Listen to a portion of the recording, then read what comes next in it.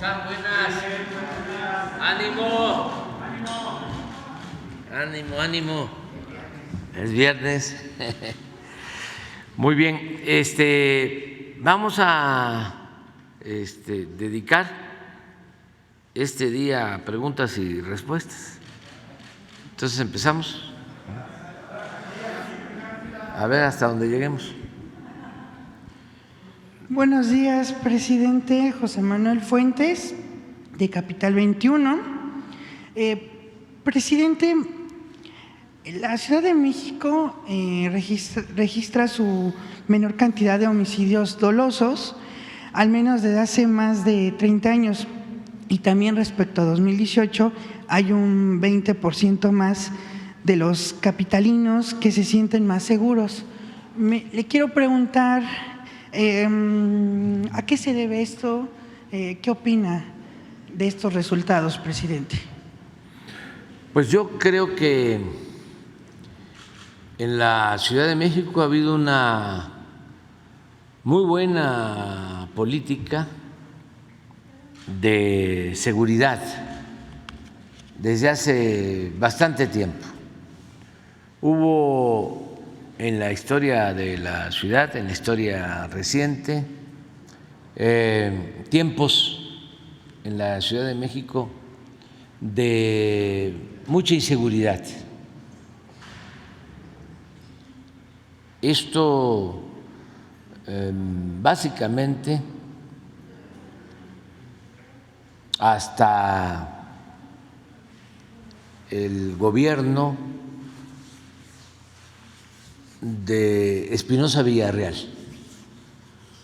si mal no recuerdo. Como en el 90 del siglo pasado habían muchos delitos, se cometían muchos delitos en la ciudad. Tenía esa fama la Ciudad de México de que robaban, que habían asaltos, asesinatos, y sí, no había de la seguridad que hay ahora. Fue un proceso. Llegó el ingeniero Cárdenas, empezó a atender el problema, luego me tocó a mí ser jefe de gobierno, logramos una disminución considerable en delitos y también se empezó a cambiar la percepción, porque esto es lo otro. Tenía muy mala fama la ciudad en cuanto a inseguridad y violencia. Hablaban de otros estados a familiares, amigos, y les decían, ¿no?, por teléfono, pero ¿cómo vives ahí? Porque también, pues aquí están los medios de información, o hay el mayor número de medios de información. Entonces, un delito aquí se difundía a nivel nacional, hasta donde llegaba, sobre todo por la televisión, por el sensacionalismo, por la nota roja. Y sí había inseguridad, pero se magnificaba. Poco a poco esto fue cambiando. Yo recuerdo que cuando llegué a jefe de gobierno se robaban 120 vehículos diarios, 120.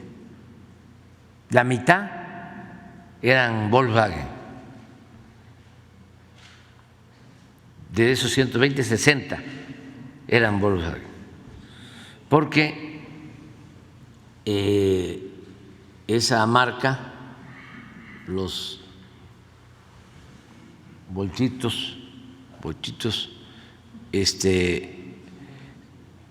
no cambiaban de refacciones, o mejor dicho, las piezas eran las mismas.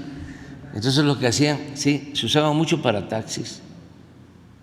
No olvidar, en ese entonces habían como 120,000 taxis y la mayoría eran Volkswagen de 2 puertas.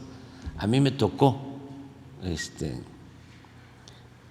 emitir el decreto para que ya no se usaran las 2 puertas.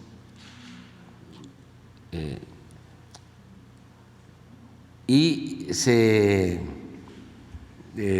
desarmaban y se vendían las piezas. Entonces era lo que más se robaban en ese entonces. Poco a poco se fue logrando la disminución. Lo más doloroso eran los robos de vehículos a mano armada, porque a veces los automovilistas ponían resistencia y eran jóvenes,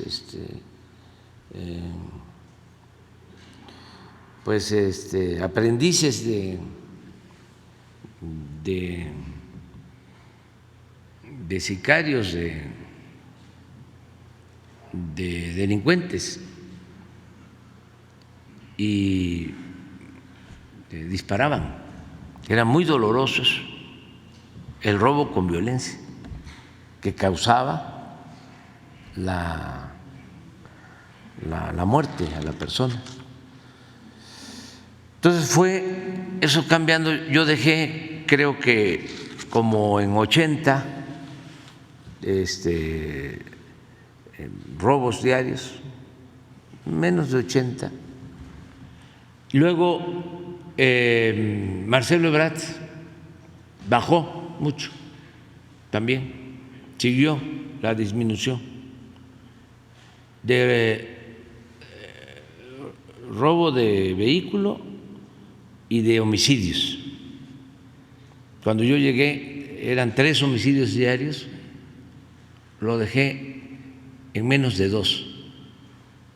No había en ese entonces bandas de narcotráfico. Los homicidios, como los robos de vehículo, tenían una dinámica distinta, pienso, que la de ahora. Por ejemplo, el robo de vehículo se daba más martes, miércoles y jueves. Subía. Ya el viernes y todo el fin de semana bajaba hasta el lunes. Se iban y ese era el comportamiento. O sea, martes, miércoles y jueves, me acuerdo bien, cuando más robaban. Sí, porque robaban y se iban de paseo el fin de semana, ¿sí? Y el homicidio no, al revés. El homicidio, no teníamos homicidio ni lunes, ni martes, ni miércoles, ni jueves, viernes, sábado y domingo, porque tenía que ver más con las fiestas y el alcohol. O sea, se podía tener el lunes, martes, miércoles un homicidio diario o no habían homicidios. Sin embargo, el sábado 5, 6, pero no había en ese entonces, estoy hablando del 2000, lo de las bandas. No operaba aquí ningún cartel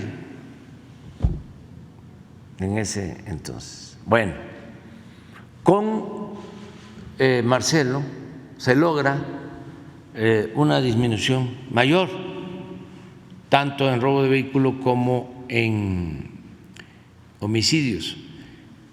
Hablo de estos dos delitos porque son los que tienen menos cifra negra y se pueden medir más. Aun cuando en el caso de otros delitos, el robo, por ejemplo, a transeúnte, el robo a casa habitación, el robo a comercio, en el caso del robo a comercio, sí lleva, desde ese entonces, lleva una estadística, la Cámara de Comercio. No sé si ahora lo siguen haciendo, creo que sí, del robo de comercios. Como en el robo de vehículos en ese entonces, la mitad de los carros estaban asegurados, la otra mitad no. La mitad asegurada, pues ahí las aseguradoras llevan una estadística. Ha sido muy importante que los números, si ponemos robo de vehículo, que les hablaba yo se llegó a 120 diarios, con las dos, aunque se sumen, así está, mire, este es el resultado. Al grado que llegó un tiempo cuando se agravó lo de la violencia en el país, una vez que declara la guerra Calderón al narcotráfico, mucha gente se viene a vivir a la Ciudad de México, como también hay mucha gente del norte que salió del país en la época de Calderón, nada más que eso ya no se dice.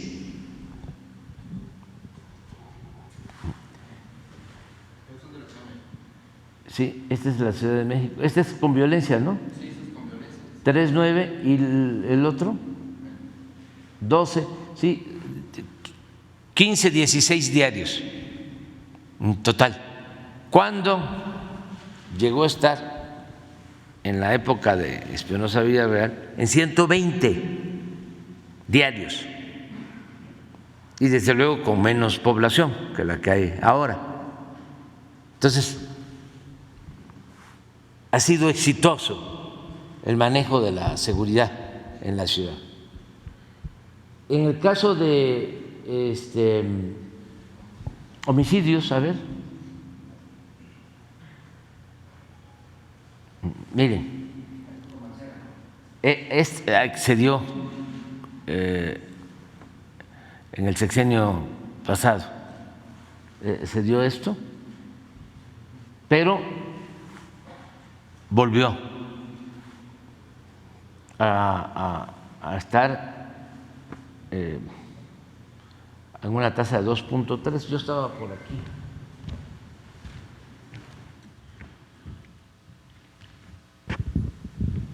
Este es 97.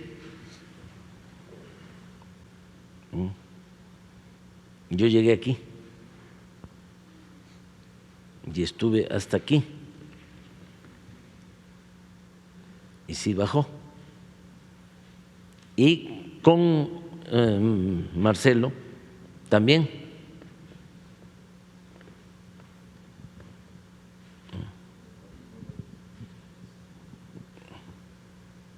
¿Aquí quién estuvo? Miguel Ángel Mancera. Ah, sí. Miguel Ángel Mancera. Aquí fue donde iba bien, ahora sí que también que iba, pero aquí se fue.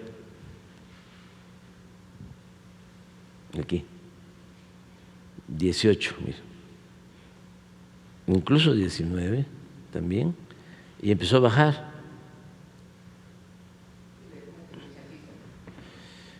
Sí, porque empezó a subir.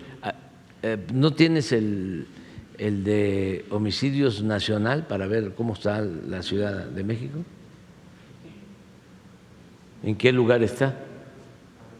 por número de habitantes. Entonces, la ciudad es segura, desde luego. No dejan de haber delitos, no dejan de haber robos, no dejan de haber lamentablemente homicidios, pero sí fue muy importante el que se controló. Y esto, por ejemplo, esa tendencia, a ver si está en la Ciudad de México. Este es por… ¿La flecha roja? Sí, esta es la media, ¿no? Delitos en general. Delitos sí. Y esta es la ciudad. Y ahora está por sí. Esos son los delitos. A ver, en homicidios.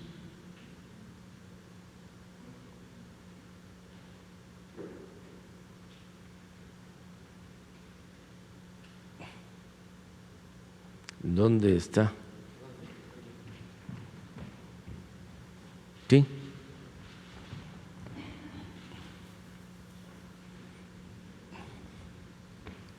A mitad de la tabla. Ahora hay que cuidar mucho lo del consumo de droga en la ciudad. Sobre todo, sí, lugar 22 por cada 100,000, eso es lo que, o sea, es realmente bajo el número de homicidios en la ciudad. En ese sentido, presidente, me gustaría enfatizar un poco con este tema. Entonces, la Ciudad de México sería un claro ejemplo de que atacar desde la raíz el problema que genera la violencia funciona. Sí, aquí se logran estos resultados en buena medida por los programas de bienestar. Eso ha ayudado mucho. Otras cosas también, por ejemplo, no son malas las policías de la ciudad. Hay 4 corporaciones: la policía preventiva, la policía auxiliar, la policía bancaria y la ministerial, y son buenas. Cuando yo llegué a jefe de gobierno, ya el finado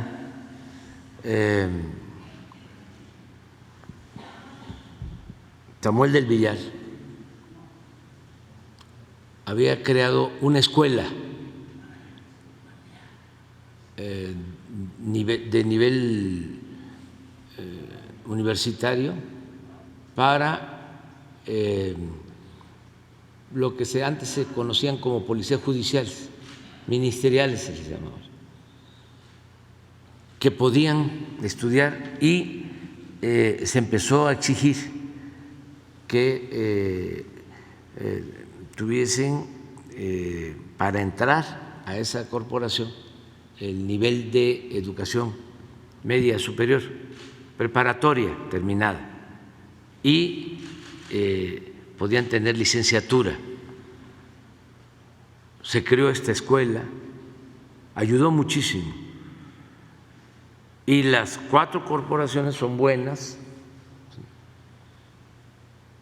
Eso también influye. Bueno, y la atención, el no delegar estas cosas, el que el jefe de gobierno, la jefa de gobierno, pues estén, como ha sucedido, ¿no?, atendiendo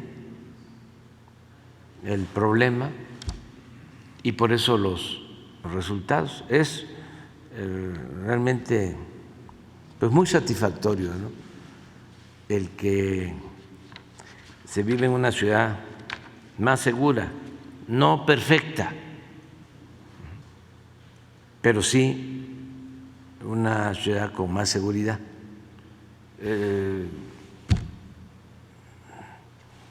Cuando la crisis de la violencia de Calderón que era tremenda, en Nuevo León, en Jalisco, en Guanajuato, mucha gente se vino a vivir acá, a la ciudad, y otros a Estados Unidos, a las ciudades de Estados Unidos. Mucha gente migró, no solo por la falta de empleo, como lo hicieron muchos también, sino en busca de seguridad. Se fueron a radicar, a vivir. Personas, familias de clase media, que se fueron a Estados Unidos. Afortunadamente eso ya no se da. Es otra situación y vamos a seguir avanzando porque también todavía es muy alto el índice de homicidios, pero por ejemplo hubo un tiempo en que en estados como Campeche, toda esa zona de Escárcega, Candelaria, quedaron vacíos los ranchos porque imperaban los secuestros y también muy doloroso, muchas pérdidas de vida. Ya eso se ha ido tranquilizando. Veracruz, lo mismo, muchísimos secuestros. Ya no es igual, siguen habiendo, pero no es lo mismo. El dato de ayer, por ejemplo, de secuestro, es muy indicativo. No sé si tenemos pero completo desde tiempo atrás, desde así como el de homicidios de la ciudad, desde el 97, perdón, 97, lo más que se pueda para atrás, en secuestros. Bueno, llegaron a secuestrar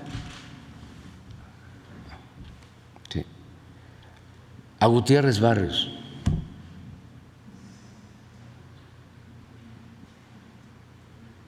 a Fernando Gutiérrez Barrios, que para los jóvenes, pues ahí les quede de tarea. ¿Quién era Fernando Gutiérrez Barrios? Bueno, y al licenciado Diego Fernández de Ceballos. Gardilla. Sí. Sí. Sí. Pero esto es muy importante.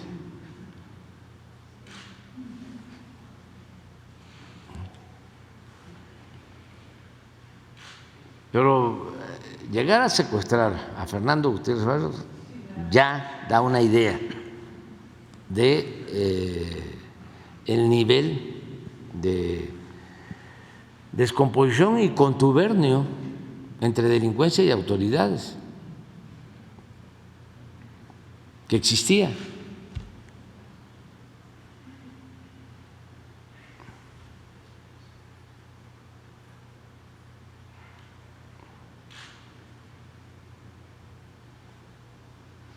Muy bien. En otro tema, presidente, existe un anteproyecto elaborado por la Unidad Técnica de lo Contencioso, del Instituto Nacional Electoral, por la instrucción de la Sala Superior del Tribunal Electoral del Poder Judicial de la Federación. Será sometido este viernes a consideración de la Comisión de Quejas del Instituto Nacional Electoral para que usted pues ya no pueda hablar de Xóchitl Gálvez. ¿Qué opinión le merece, presidente? Pero es lo que está en el Tribunal Electoral. Sí. Sí. ¿Ayer? Sí, esta semana cuando su sentencia pidió al INE definir el alcance, volver a reconsiderar su opinión de que no había lugar a ninguna sanción. Pues hoy discuten. Hoy lo van a discutir y además ¿Pero qué van a discutir? ¿Que yo no vuelva a referirme a la señora? Sí, esa es la propuesta. Incluso pues, también… vamos a esperar a ver qué resuelve. A mí lo que me llama la atención es que sostengan que yo agredí verbalmente a la señora, que hay violencia de género, ¿no?, en lo que yo expresé, y quiero que me digan qué fue lo que dije, según lo cual se trató de un agravio o hay violencia de género. O sea, ¿en qué? Porque el otro día comentabas de que porque dije que era la candidata del bloque conservador, pues es cierto. ¿Y eso cuál es la violencia de género? ¿Qué no es cierto que es la candidata de Claudio y que él fue el que hizo la consulta, porque es el gerente del bloque conservador, Claudio X González, hijo, con los que integran este grupo, llegaron a la conclusión de que ella era la mejor opción y a partir de ahí echaron a andar toda una campaña en favor de la señora. ¿Dónde está la violencia? Esto es política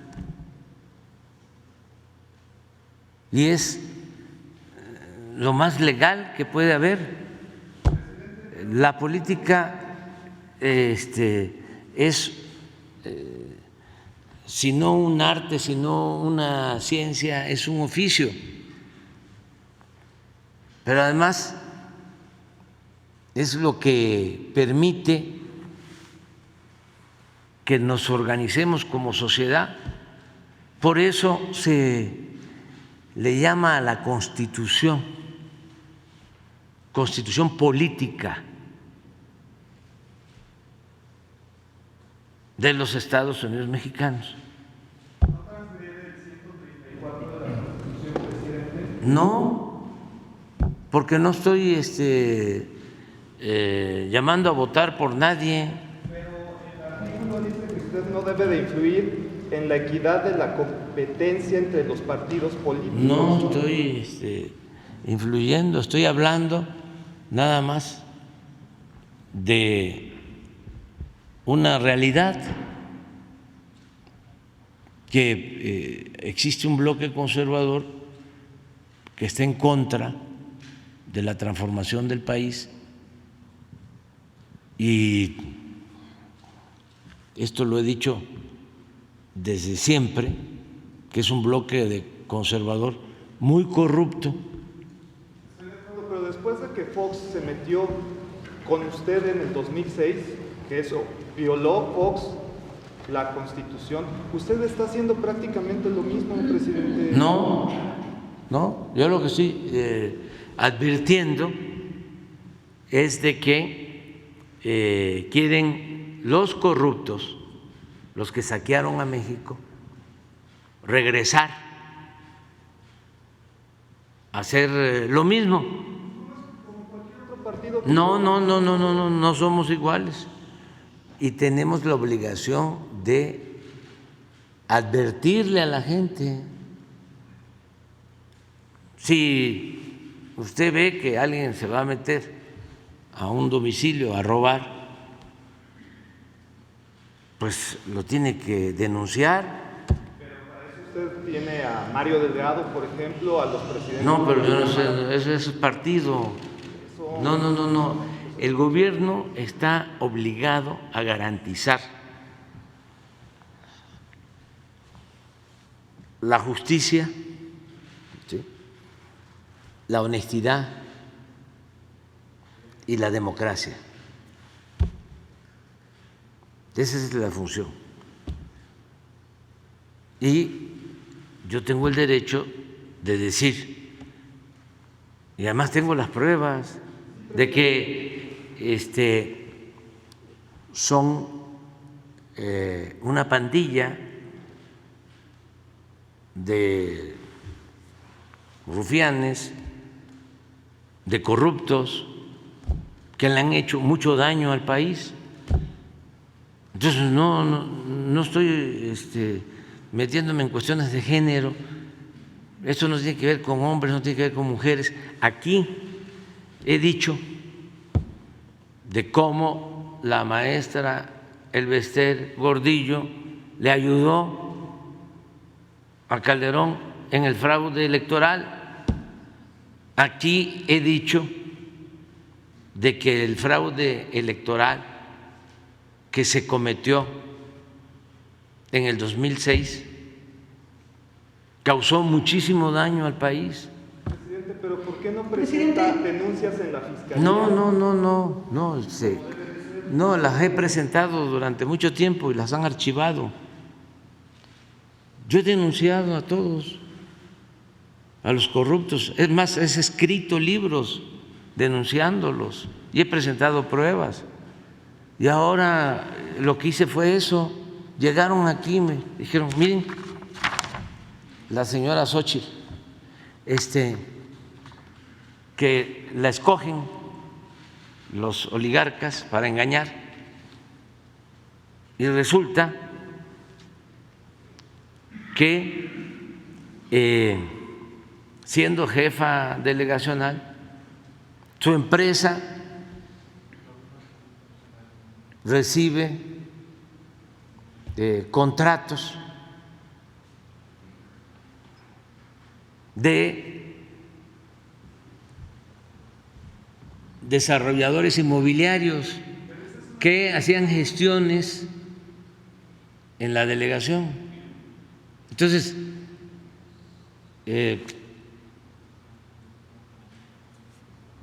envío esa información a la asociación civil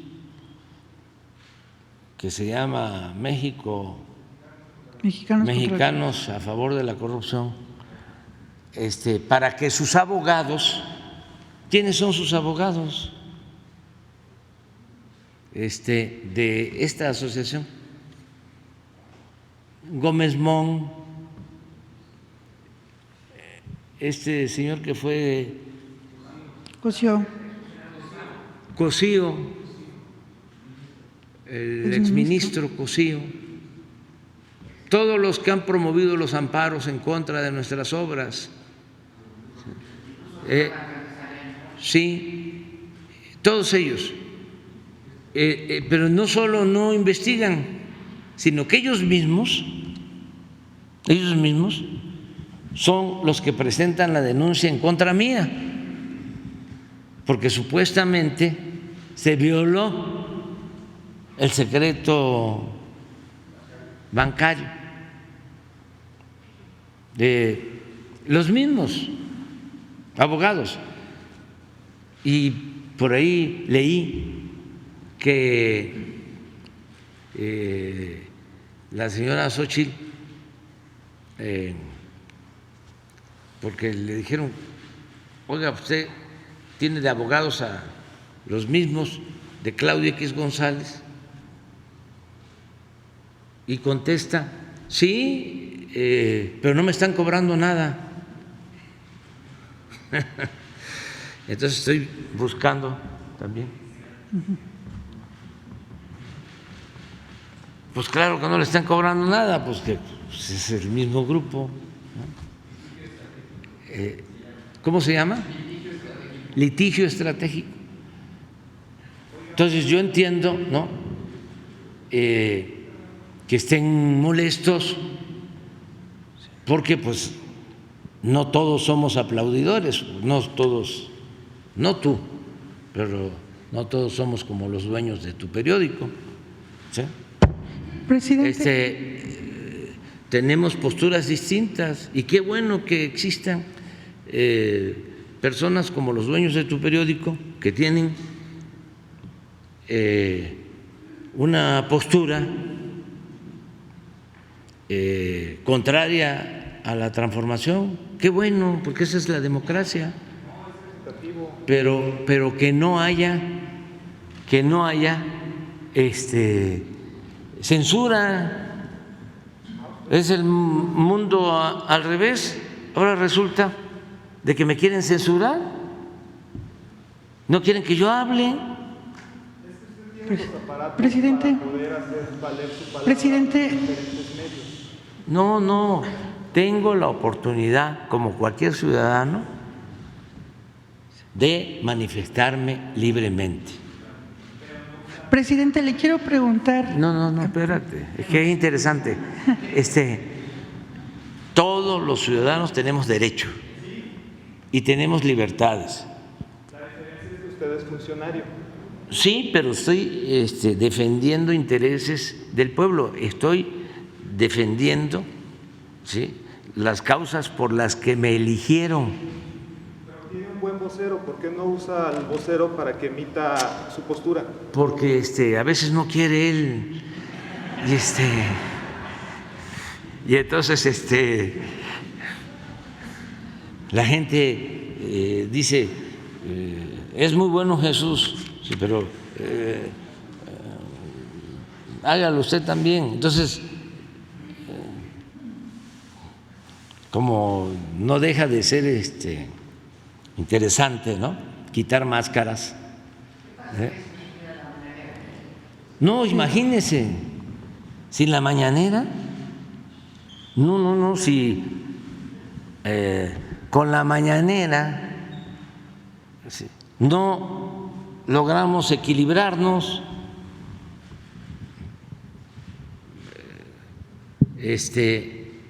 no logramos, es así la diferencia. Todos los periódicos, con honrosas excepciones, 99% de los periódicos en contra, 99.9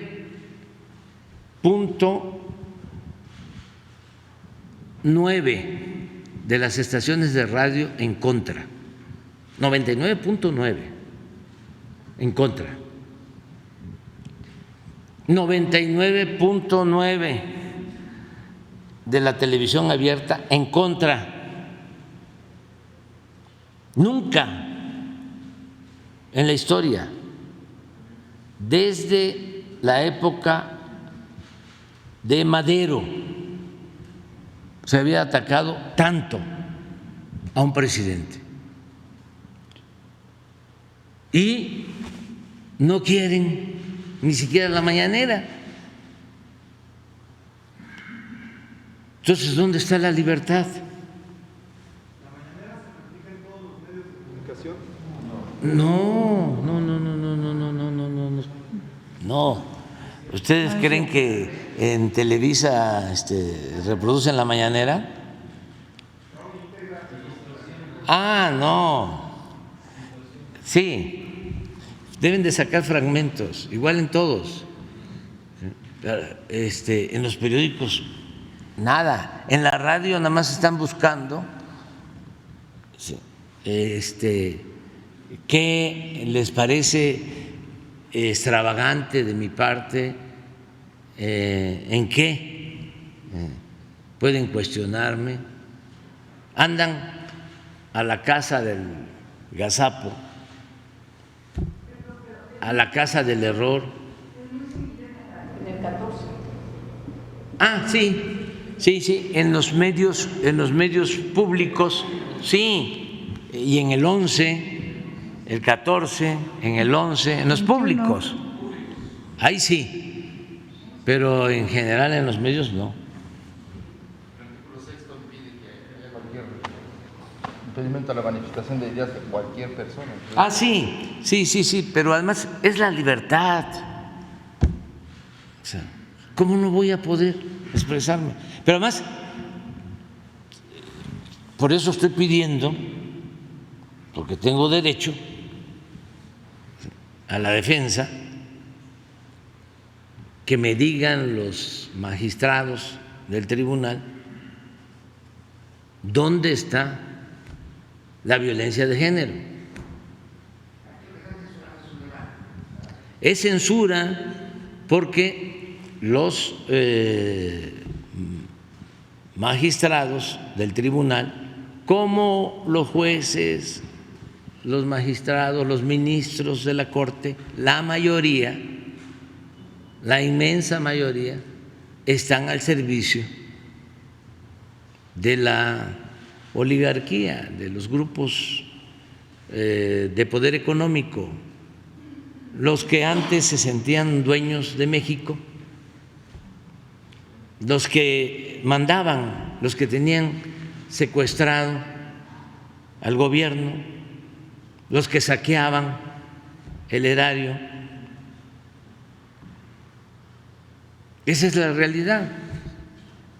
Entonces, es muy interesante pues que ahora estemos luchando por una auténtica democracia, porque nos tenían engañados con el discurso democrático, cuando en realidad lo que imperaba era la oligarquía, el gobierno de la minoría, el gobierno de los potentados.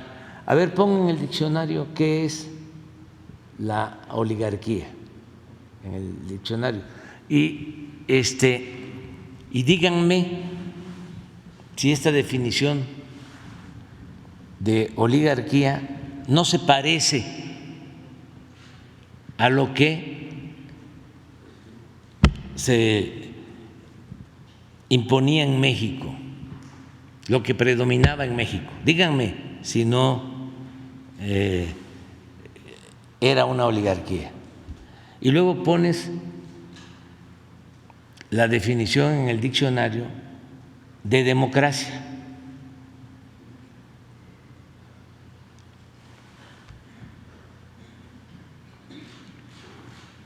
Y ustedes y quienes nos están viendo que decidan qué había.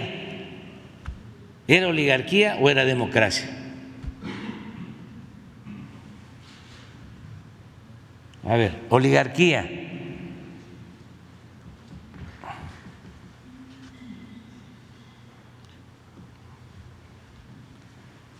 De acuerdo al diccionario de la lengua. Hay un diccionario que lo recomiendo mucho a los jóvenes, sobre política, son 2 tomos, de Bobbio, sí. Es muy bueno, porque ahora, por ejemplo, ustedes creen que los que hablan del virus del comunismo con los libros de texto saben qué es el comunismo.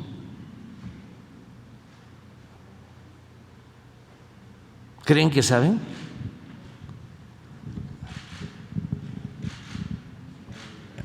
Ya ofrecí disculpas, por eso lo voy a volver a decir. Esta noche en Hechos llegan los marcianos a Nueva York y se introduce el virus del comunismo en México. Mire, oligarquía,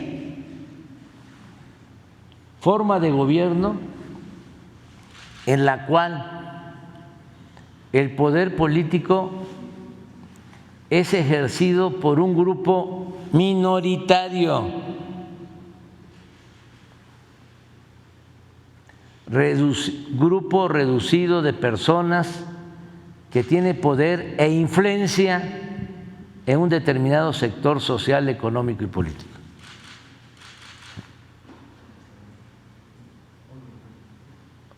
Forma de gobierno en la cual el poder político es ejercido por un grupo minoritario.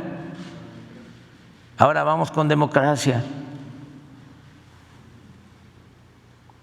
Sistema político en el cual la soberanía, que es el poder,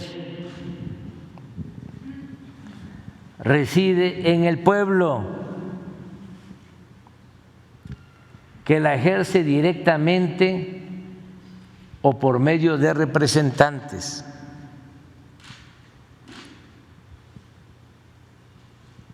Es el poder del pueblo,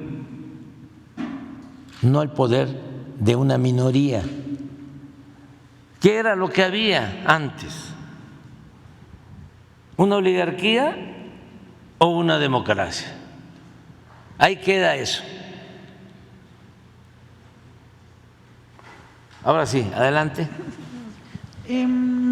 Por último, presidente, me gustaría preguntarle ¿qué haría si fuera el caso de que este proyecto pues pasara, se aprobara, para seguir denunciando los abusos de la oposición? ¿Qué haría como estrategia si tratan de No censurarlo? hablo de la señora si lo prohíben, nada más que va a seguir quedando en evidencia de que ese tribunal está vendido o alquilado. En el caso de que usted no pueda hablar de ella, ellos también no tendrán que referirse a usted. Es que es realmente contrario a la libertad. O sea, es una violación flagrante a las libertades. ¿Cómo se va a silenciar a las personas?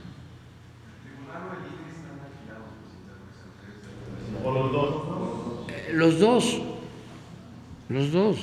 O sea, si continúan actuando de esa manera, el tribunal, como no cambió, sigue estando en las mismas. ¿No se acuerdan que hasta cancelaron candidaturas? Además, sin fundamento, por consigna de potentados.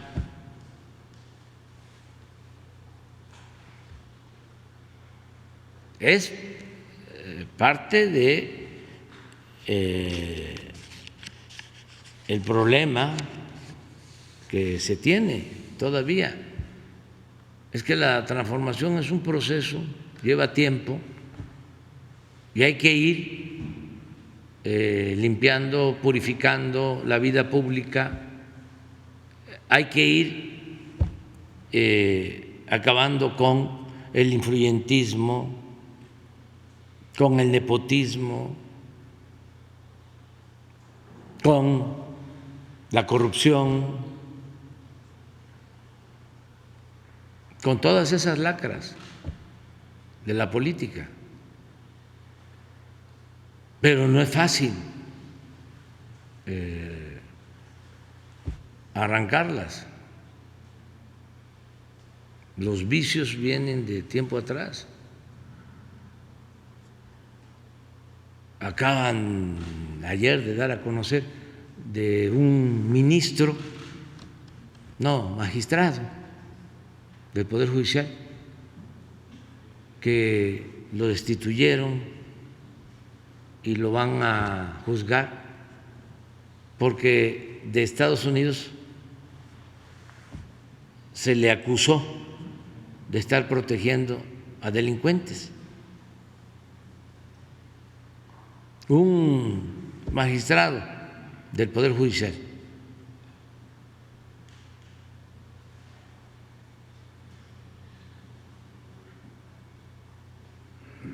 Entonces,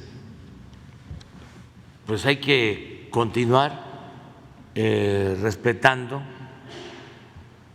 las resoluciones de estos señores. Aquí está, mire.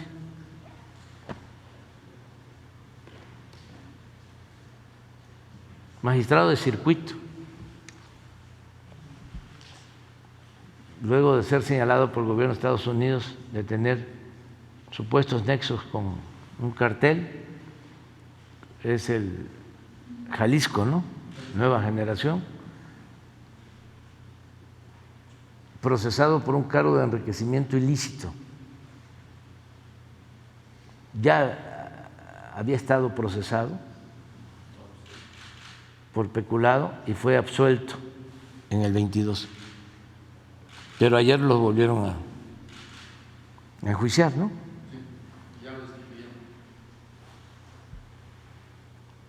O sea, tenemos que ir cambiando poco a poco y hablando con la verdad y no limitándole a nadie su derecho a expresarse, más cuando se trata de un asunto de interés público.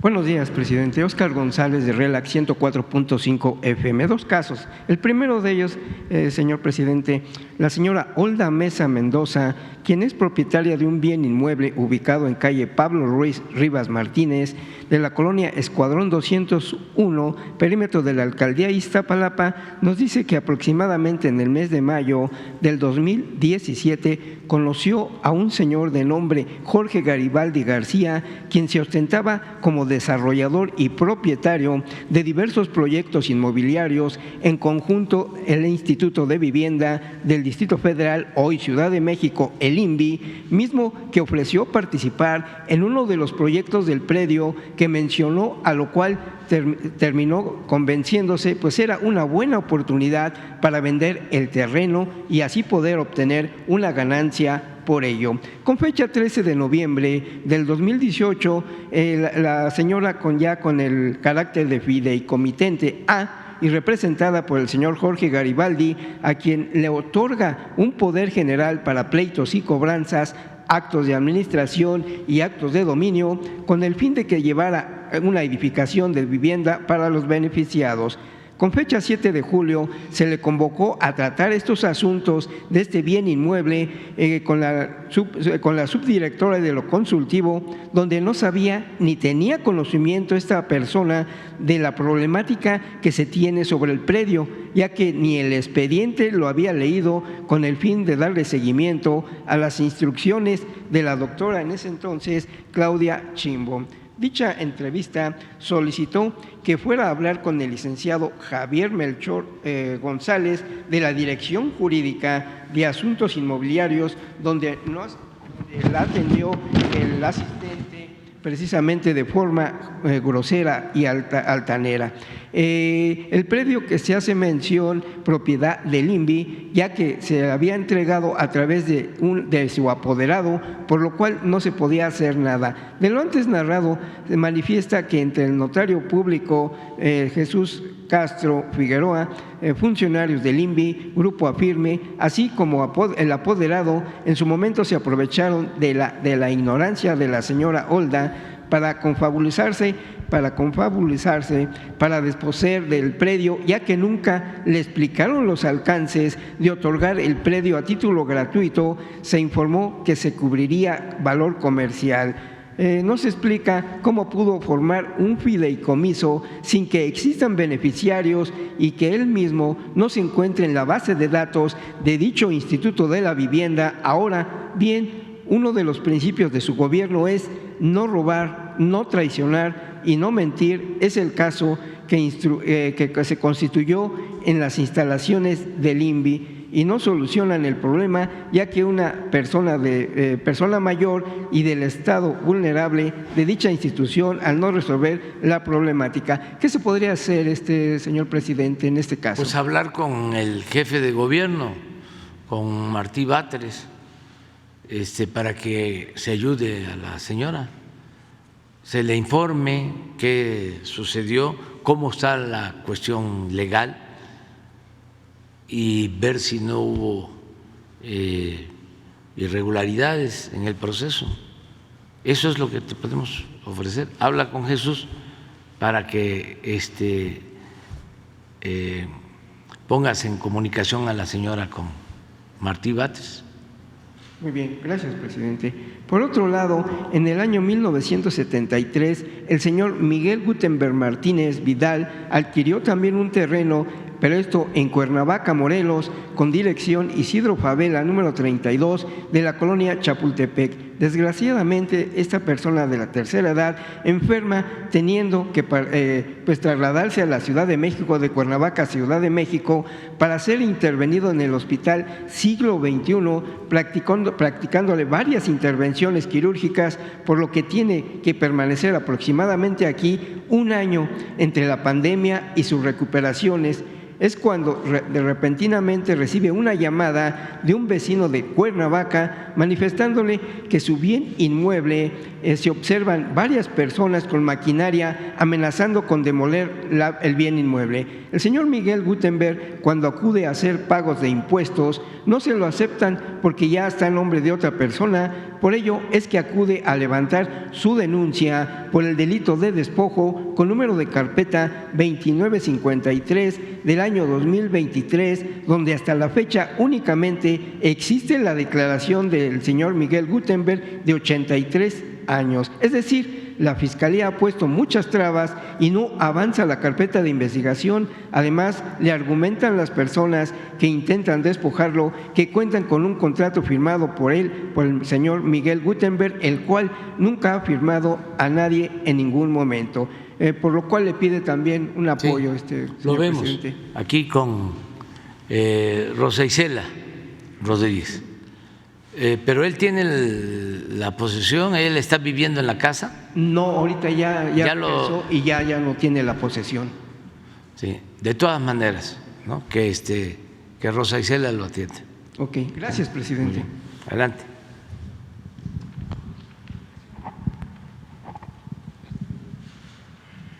Buenos días, presidente. Buenos días a todos. Juan Hernández, de Diario Basta, Tabasco Hoy, Campeche Hoy y Quintana Roo de Grupo Cantón. Serían unas preguntas breves. Pues ante este clima enrarecido por grupos de oposición en el que se ha exacerbado un discurso de odio hacia lo que son las acciones de gobierno que ha implementado su administración, que ha conllevado precisamente a este tipo de debates, de confrontaciones, se podría decir. De alguna manera, preguntarle si usted ha tomado previsiones en el sentido de poder evitar un ataque hacia su persona. No sé, que se ha mencionado en estos asuntos de ya sea agresiones a candidatos, pero en este caso también se ha mencionado que podría usted ser una de las personas también agredidas. ¿Qué medidas usted ha tomado al respecto? No, tengo mi conciencia tranquila y no tengo ningún temor, porque los adversarios se portan bien, no pasan de insultos, no hay mayor perversidad. Es una molestia de tipo político, de tipo ideológico. También resienten algunos, no muchos, de los adversarios, porque estaban sacando provecho del gobierno, mantenían privilegios, obtenían dinero del presupuesto y ya no, pero son relativamente pocos. La mayoría, incluso de los potentados de México, están haciendo negocios lícitos con ganancias razonables. Ayer hablábamos de lo que habían obtenido los bancos de utilidades, 230,000 millones de pesos el año pasado. Por eso dije en el Zócalo, recordé el dicho campesino, Choco Jarocho, de que cuando la milpa se da bien, alcanza hasta para el pájaro. Los que viven en la ciudad, en el caso de los jóvenes,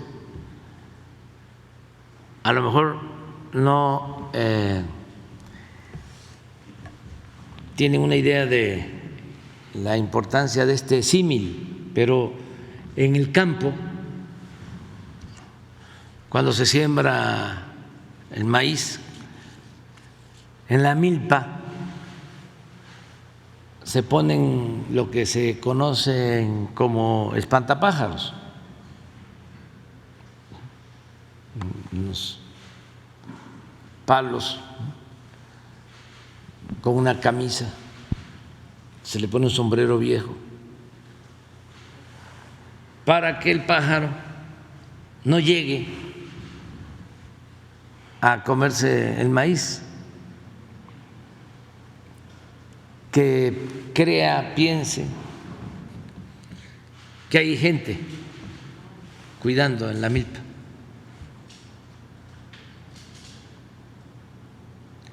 Pero cuando se da bien la milpa,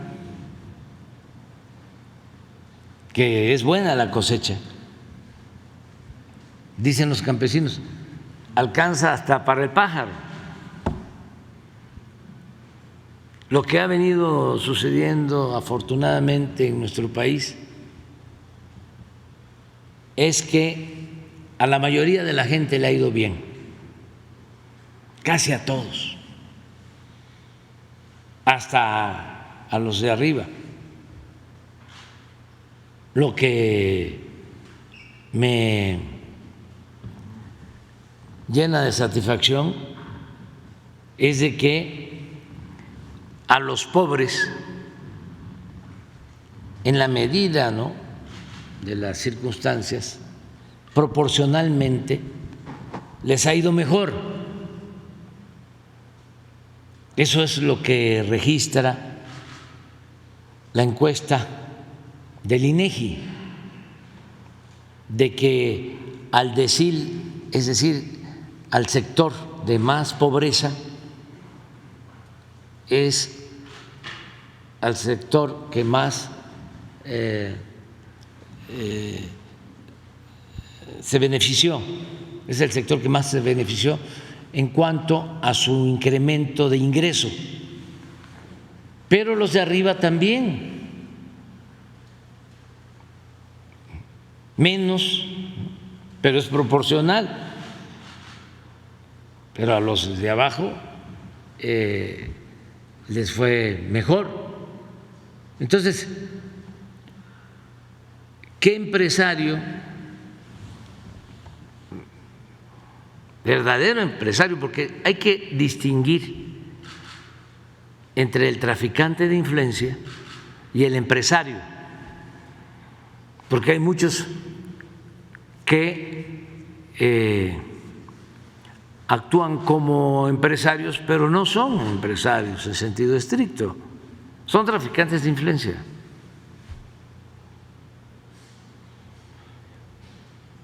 Que han hecho dinero al amparo del poder público, con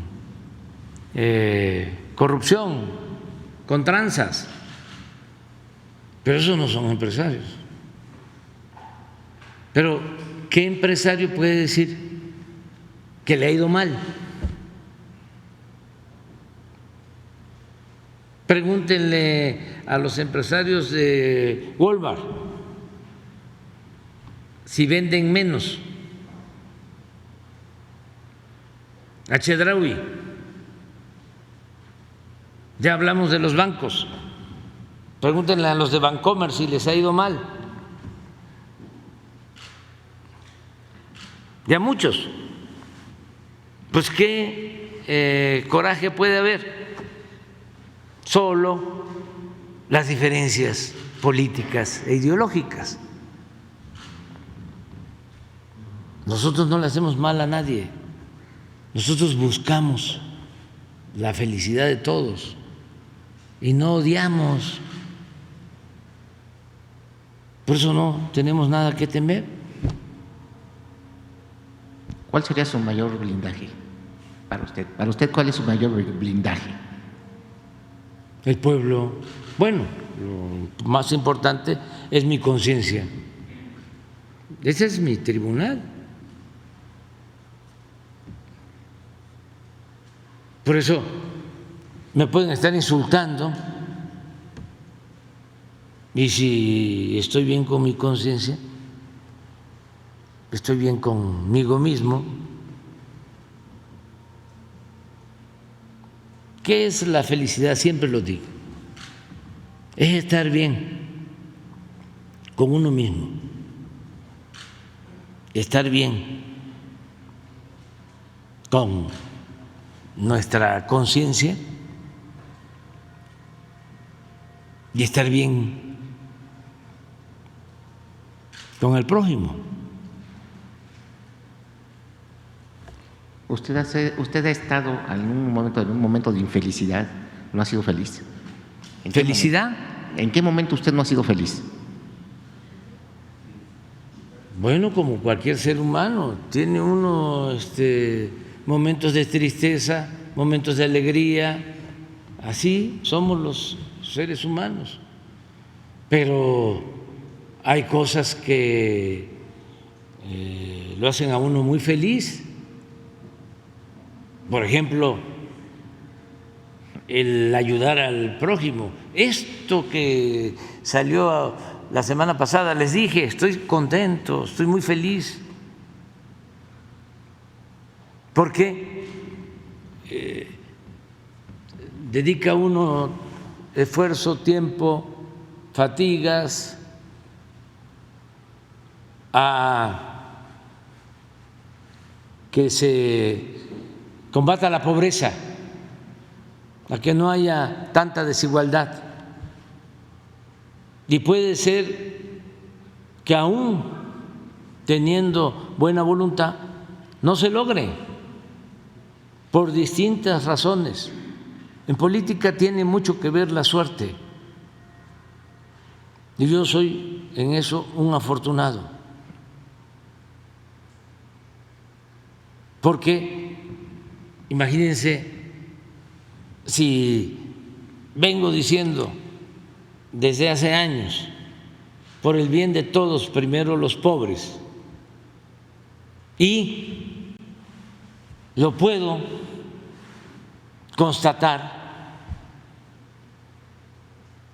de que se están ayudando los más necesitados. Eso vale más que todo el oro del mundo. Eso no se compra con dinero. Eso es 1 millón de Ferraris. son como 500,000 yates, como 300,000 departamentos de lujo en el extranjero, como 100,000 mansiones, de acuerdo al pensamiento de cada quien, que hay que respetar también. Porque siempre digo, no todo el que tiene es malvado. Hay quienes han hecho un patrimonio con esfuerzo, con trabajo, de conformidad con la ley, merecen respeto, hasta protección, porque de ellos dependen muchas familias, porque invierten, ofrecen trabajo, arriesgan, están contribuyendo al desarrollo del país. Yo estoy en contra de la riqueza mala vida, estoy en contra de la corrupción. Estoy en contra de quienes actúan de manera deshonesta. Entonces, no tengo enemigos, ni quiero tenerlos. Tengo adversarios, eso sí, porque pues soy demócrata y ni modo que todos vamos a pensar de la misma manera o nos van a obligar a que pensemos de la misma forma o nos van a obligar a que no hablemos como quieren los del tribunal, que nos silencien o nos silenciemos, nos autocensuremos. No, y cada quien tiene sus límites. Tenemos que aprender a autolimitarnos.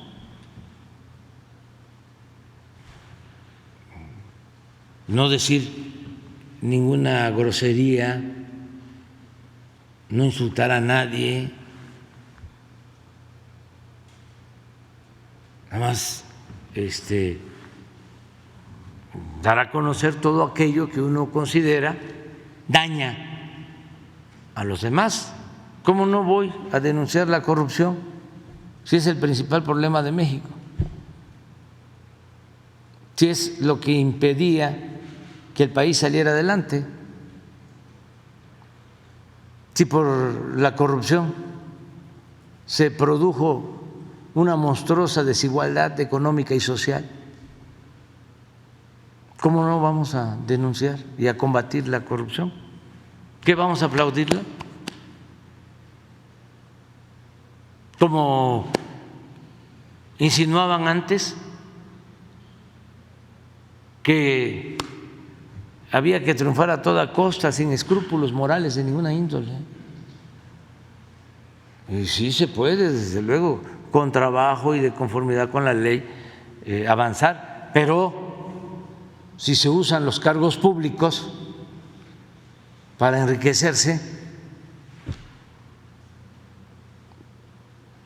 pues qué autoridad moral puede tener una persona así. Por eso he resistido, porque lo que estimo más importante en mi vida es la honestidad. Entonces no hay nada que temer, nada. Y también eso de los guardaespaldas o los carros blindados. Cuando se trata de crímenes de Estado o crímenes con autores intelectuales que tienen que ver con los intereses creados, pues aunque se ande rodeado, ¿no?, de guardaespaldas, es muy difícil que no cumplan con su misión. Miren lo que le sucedió al presidente Kennedy. Y nunca se supo a ciencia cierta quiénes fueron los autores intelectuales, porque cuando se trata de crímenes de Estado es muy difícil. Miren la manera tan vil en que asesinaron al candidato Luis Donaldo Colosio.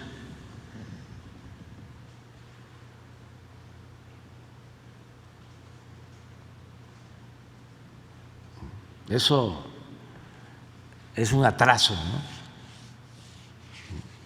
para los pueblos. Entonces hay que seguir adelante. Otra cosa que es interesante es que en los medios de manipulación hablan de polarización y algunos llegan a creer de que la mayoría piensa como ellos. No. Para empezar, nuestro pueblo, mayoritariamente, independientemente de lo político o de lo ideológico, es un pueblo bueno.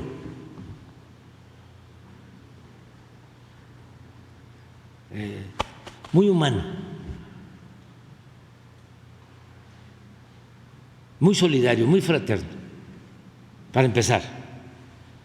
Luego, si nos vamos a lo político, nosotros tenemos el apoyo, pues como del 70–80% de la población.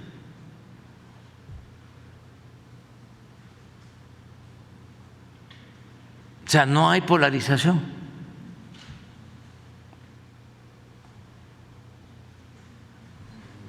Porque si fuese 50%, entonces sí, ¿no? ¿Dónde hay polarización? En España. Acaban de haber elecciones y casi parejos.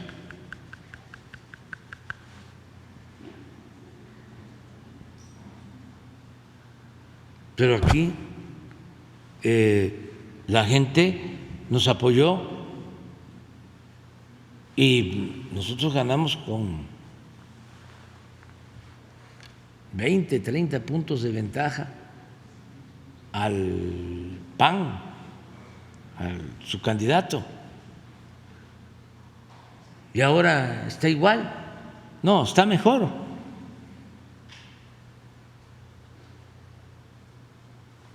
Entonces también eso decirlo, ¿no? Porque dice, está polarizado. No. Tenemos encuestas en donde la mayoría de la gente de Guanajuato nos apoya, la mayoría de la gente de Jalisco nos apoya, la mayoría de la gente de Chihuahua.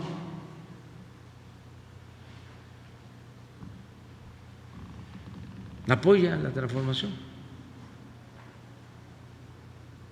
Y ya ni les digo qué pasa en Oaxaca, qué pasa en Chiapas, qué pasa en Guerrero, qué pasa en la Ciudad de México, qué pasa en Nayarit, qué pasa en Sinaloa, en Sonora, los migrantes en general. la mayoría de la gente está apoyando. Y vamos nosotros a seguir respetando a nuestros opositores, garantizando el derecho a disentir. Y adelante, o sea, ya lo he dicho, no voy yo a pedirle a los dueños de la radio, de la televisión, de los periódicos que censuren a un escritor, a un conductor de radio, de televisión. No, no. Somos libres. Esto de los libros de texto es algo muy importante. Le estaba comentando a Jesús que para informar, para que no haya manipulación sobre lo que contienen los libros, quiénes los hicieron, si son doctrinarios, si tienen el virus del comunismo o no, cuál es el fundamento teórico que utilizaron, quiénes participaron, qué papel tuvieron los maestros, que son los que los van a aplicar, que nunca los tomaban en cuenta cuando se hacían los libros, porque era un asunto de los de arriba nada más, tanto de los empresarios de la industria editorial como de los intelectuales orgánicos. De hecho, nos iba a mostrar una factura, ¿no?, de una elaboración de libros, ¿no?, a cargo de una editorial, ¿no? Nos iba a compartir una factura. Sí, habían 3, 4 editoriales, vamos a darlas a conocer, que eran los que desde los tiempos de Zedillo se dedicaban a hacer los libros. Habían editoriales españolas, contratos que se obtenían con ese propósito, y al mismo tiempo pues se garantizaba que los periódicos de esa editorial hablara bien del gobierno.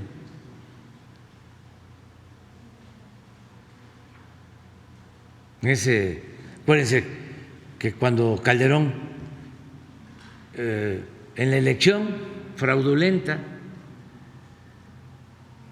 del 2006, el que manejó el sistema de cómputo fue su cuñado, Ildebrando,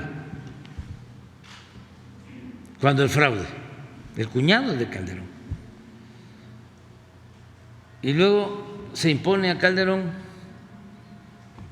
y el cuñado le vende la empresa a Carlos Slim.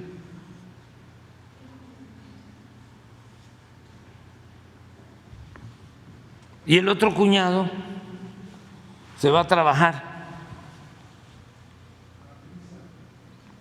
a Prisa, a una empresa editorial española que edita el periódico El País. Y como era muy buen asesor el señor, creo que le pagaban 200, 300 mil pesos mensuales.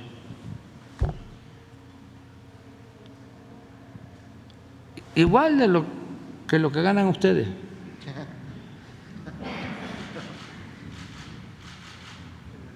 Entonces, vamos a revisar los libros y que nos informen los que lo hicieron, que son maestros, que son pedagogos, que son especialistas de todas las materias,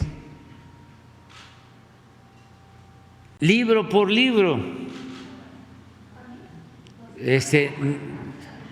Nada más que no nos vayan a censurar, porque vamos a querer adoctrinar.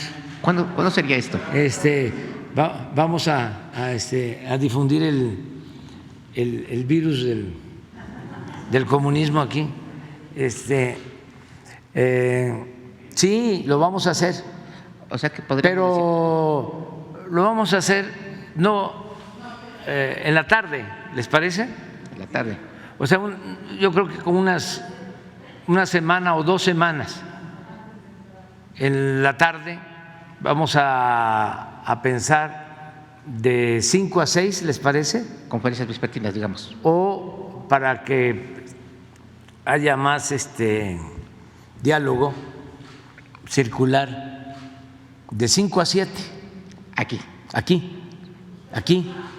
¿Va a estar usted o va? No, que esté la secretaria de Educación y los especialistas, los que elaboraron los libros, pero que además los tengan ustedes. No sé si los pueden distribuir, porque hay un amparo para no distribuirlos o para que, bueno, pero yo creo que tiene que ver con la escuela. Entonces, como no va a ser va a ser otra escuelita aquí. No va a haber ningún problema. Entonces, que les entreguen los libros uno por uno, primero los de primaria, primero incluso los libros para maestros.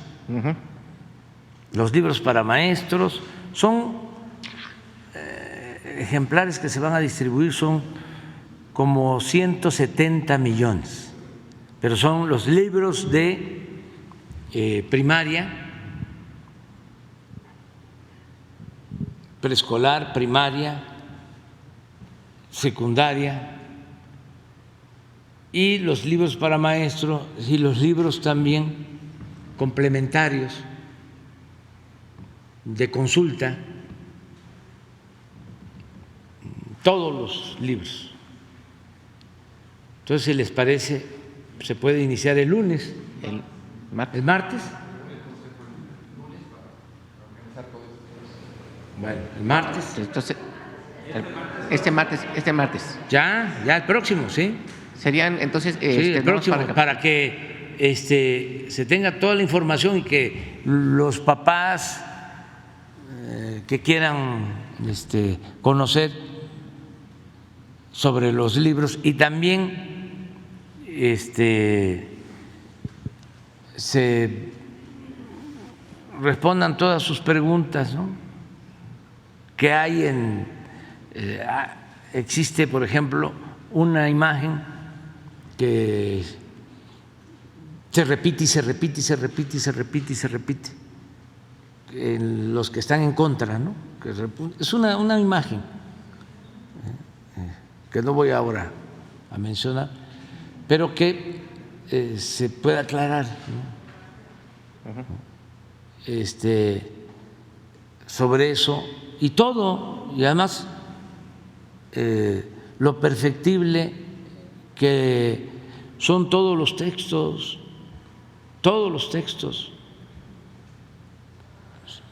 Por eso hay ediciones, ¿no? Posteriores, ya con modificaciones, se van mejorando, pero lo importante es ver la esencia de los libros, o sea, qué tienen, por qué son distintos, cómo eran los de antes, cómo son estos,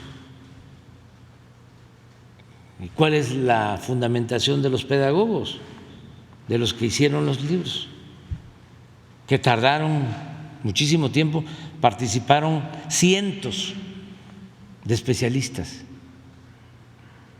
técnicos, científicos, participaron gentes del CONACYT, especialistas del CONACYT, especialistas en filosofía, en historia, en todas las materias. Entonces, por eso va a ser muy importante que se conozca lo de los libros. Perfecto, gracias. Y también una aclaración, es una facultad del Ejecutivo lo de la elaboración de los libros de texto. Está en la Constitución, en el artículo 3 constitucional. O sea, no es algo que no establece, en este caso, la ley de leyes, que es la Constitución.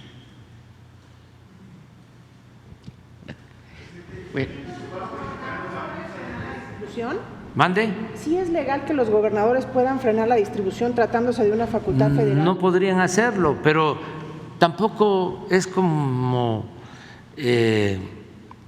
este asunto de prohibirme hablar. No vamos a entrar nosotros en polémica, es una facultad que tenemos de acuerdo a la Constitución, al artículo 3 constitucional. Pero yo creo que va a ayudar mucho el informarle a la gente. Va a ayudar mucho. Porque si son nada más gritos, ¿no? Y campaña, ¿no?, en contra, pues pueden llegar a confundir. Por eso es importante poner por delante la verdad que nos hace libres. Dice que usted se dio la educación, en la Secretaría de Educación Pública, a un grupo de marxistas radicales. No puedo yo entrar en esa polémica. Imagínense si yo contesto mañana las 8 columnas del Universal. No me voy a enganchar. O sea, no. Somos libres y hay que garantizar el derecho a disentir. Y todos podemos opinar. Lo mejor es que se argumente, que podamos informar con argumentos y que la gente de manera libre aplique su criterio. No querer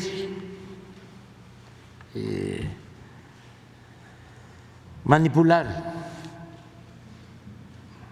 tripular la mente de los demás, respetar la opinión de todos y el criterio de todos. Entonces vamos a informar y ya después, porque pues, no se conocen. ¿Cuántos conocen los libros de texto hoy? No. Si acaso el 1%. Entonces, ¿cómo vamos a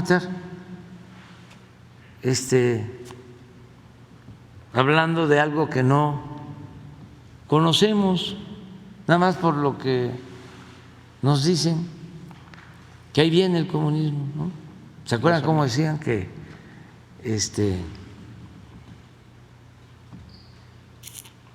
México iba a ser como no sé qué país y que yo era no sé qué y demás?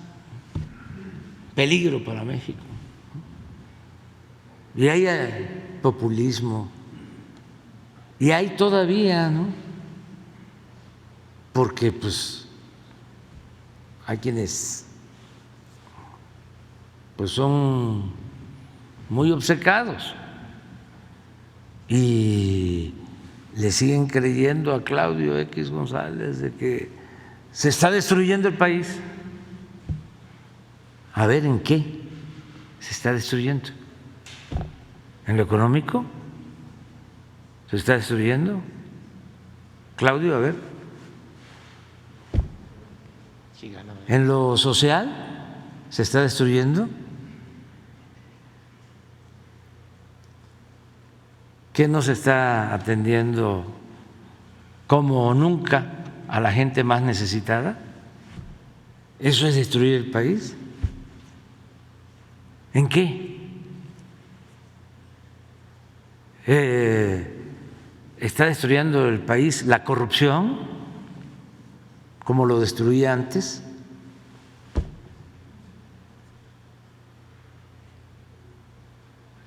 ¿En qué se está destruyendo el país? En que ahora todos podamos manifestarnos con libertad.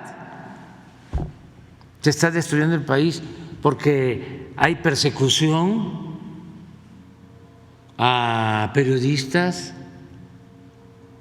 a empresarios.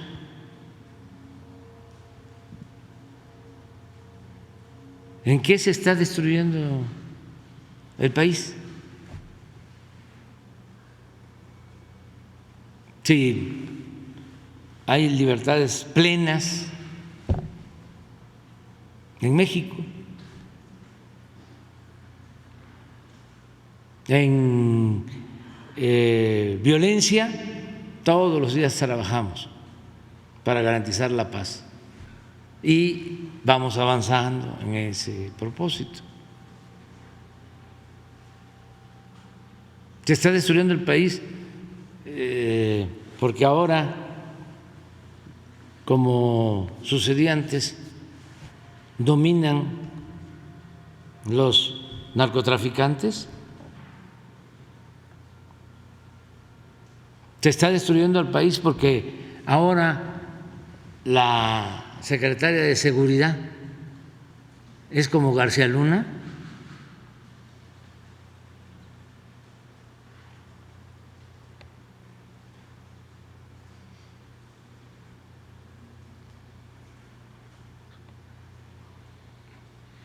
No, no, pero también hay libertades, ¿no? Y si se piensa que se está destruyendo el país, pues hay el derecho también de pensarlo así y de actuar así, y que cada quien siga su camino.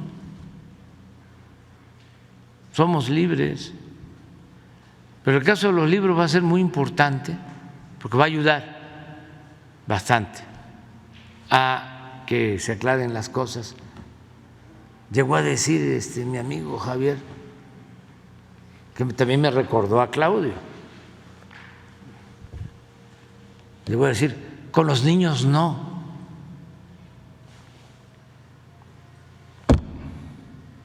Ya parece, ¿no?, que un niño va a ser manipulado, metiéndole ideas extravagantes, ¿no?, a un niño.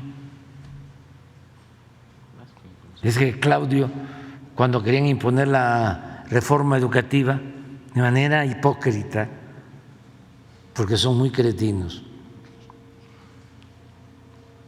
decía, me preocupan los niños, ¿no?, que no tienen clase, porque los maestros no cumplen con su responsabilidad.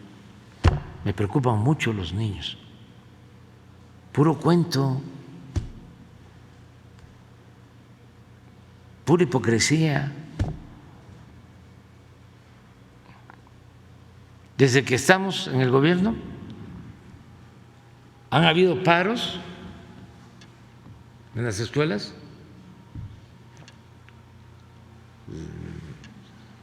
Las de nivel básico, los maestros no van a dar clases.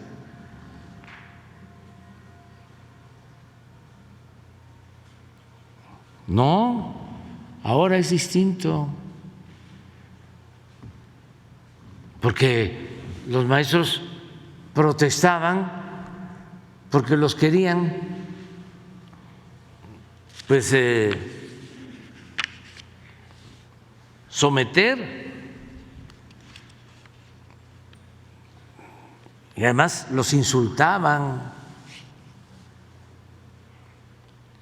no les tenían ningún respeto.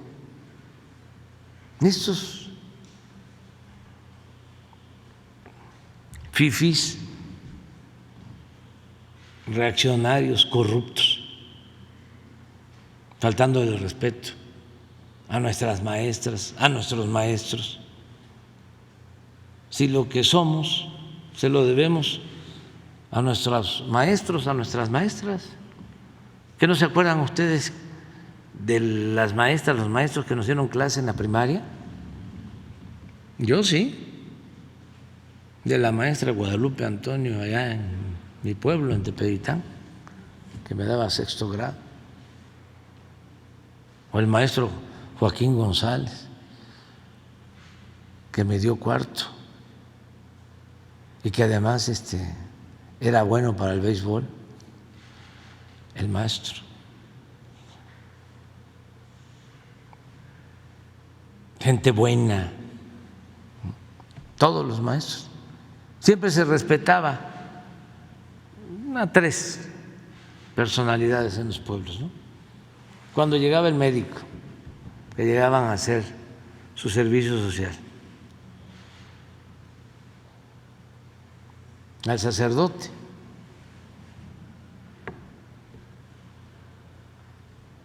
cuando llegaba también en las fiestas patronales, porque no en todos lados había parroquia, pero sí. Yo llegué a acompañar a unos padres en Macuspana cuando iban a las rancherías, a los pueblos, y un gran respeto por ellos. Y a los maestros. Maestro era todo, era el que le hacía a la gente sus escritos para solicitar sus obras, sus caminos, sus puentes, desde luego la escuela. Esos eran los maestros. Entonces llegan estos tecnócratas irresponsables, corruptos, ¿no? Y se les hace fácil decir la educación está mal porque los maestros son unos irresponsables. Luego entonces hay que hacer una reforma educativa y quitarle los derechos a los maestros y poder contratar a cualquiera como maestro. Y vamos a cerrar las escuelas normales porque son nidos de alborotadores, de comunistas. Esa mentalidad. Chong, que llegó a ser secretario de Gobernación, cerró el Meche en Hidalgo, y toda una política de ese tipo. Y decía Otto Granados, salinista, que fue de Comunicación Social de Salinas y gobernador de Aguascalientes, que los maestros se dedicaban a vender plazas. Y una vez, cuando nosotros defendíamos a los maestros, llegó a decir de que los defendíamos porque nosotros estábamos de acuerdo en que se vendieran las plazas. Por cierto, ¿han escuchado ustedes ahora de que se venden las plazas?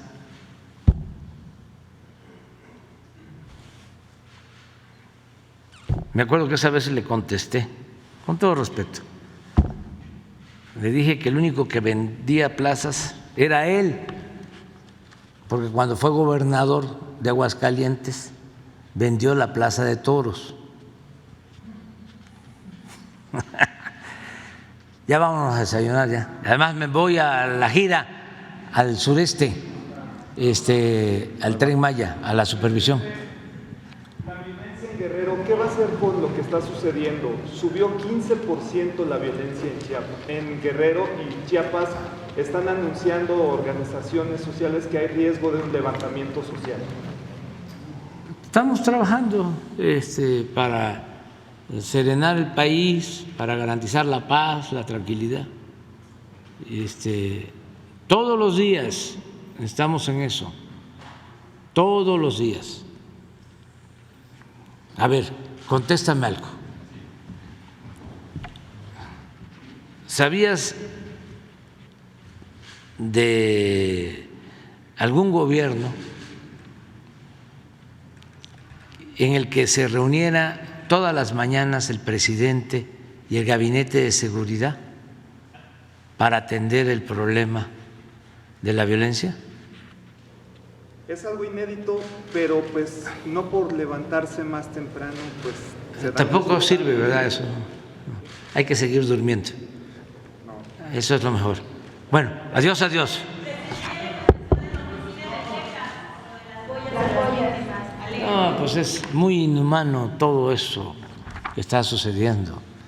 Que si tanto le importaba la vida humana, que por favor, bueno, que cerraran, controlaran todo. No se puede debatir con quienes no tienen conocimiento de la condición humana, no saben del porqué de la migración, o aunque lo sepan, no les importa. Ellos actúan de manera inhumana y en forma inmoral.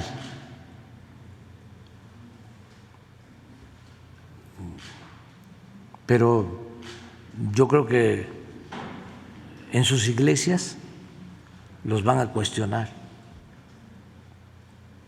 Sus pastores evangélicos, los sacerdotes católicos, sus hermanos de religión, porque además de que están actuando como malos gobernantes y malos ciudadanos, están actuando también como malos cristianos. Pero yo creo que la gente se da cuenta de que son actos contrarios a la fraternidad, al amor, al prójimo. Y eso es lo que importa más, porque ni modo que los vayan a juzgar legalmente. Sí, es muy triste, porque incluso una madre reconoce a su hijo y es un joven el que es identificado de Honduras